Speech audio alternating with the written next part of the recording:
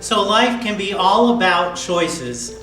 And today from the Old Testament we hear God's word echoing down through the ages, throughout history, and into our ears. Turn then and live.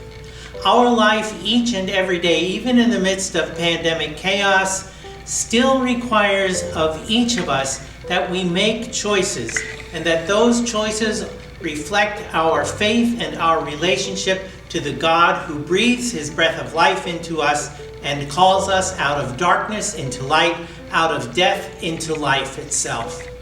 So what choices do we make every day, and how is it that we seem every day to fail? But historically we're in good company. Jesus tells the story. There was a man who had extensive property holdings, and he asked his sons, "Hey fellas, will you go out into the fields and work today?" The first son says, "I'm not doing that, no way. I'm going down to the internet cafe, grab some Starbies, and spend the day on my computer." The other son says, "I'll go, Dad." But he never goes. And the first son, after thinking about his response, ends up going to the fields. Both boys made choices. And the point of the story is that they made those choices. And then the question came, who was the better son? Now, the audience, some scribes and Pharisees and righteous poobahs, the audience said, look, who is the righteous one? Of course, it's the first son, because even though he said, no, I'm not going to go, he went.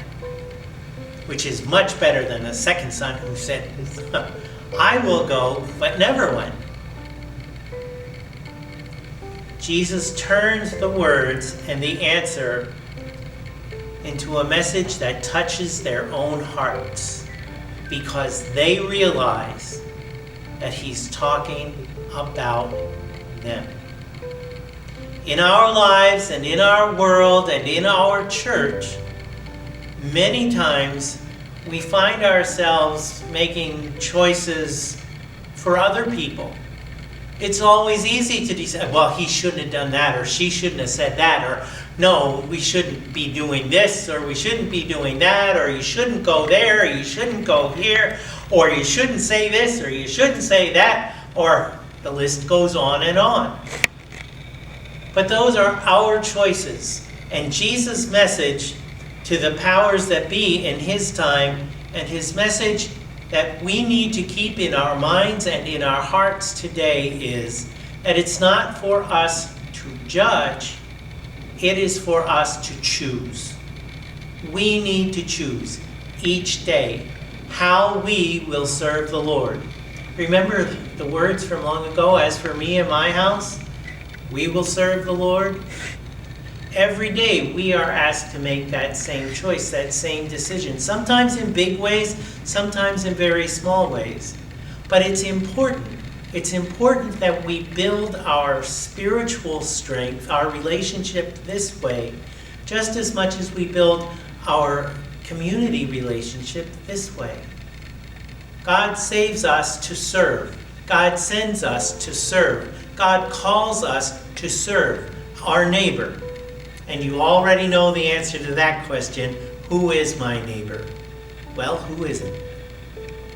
And so, as you live through each day, and as you make the choices you make, we need to keep in mind God's word to Israel long ago.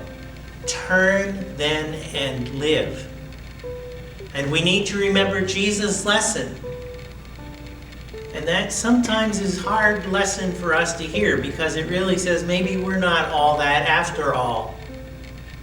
And maybe some of those people who we would exclude, maybe some of those people we would push away, maybe they're the people who will find their way first into the kingdom that was set aside since before time began. Our place, our mission, our call is to accept the love of God, the gift of His grace through His Son, Jesus Christ, and to go into the world and serve that world with joy and thanksgiving. We give ourselves our time, we give ourselves our treasure, we give ourselves our talent in service of the King and the kingdom.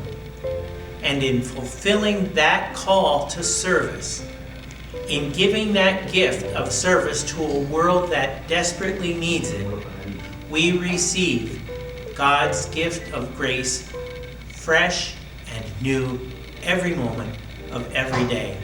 And that's the truth. Amen.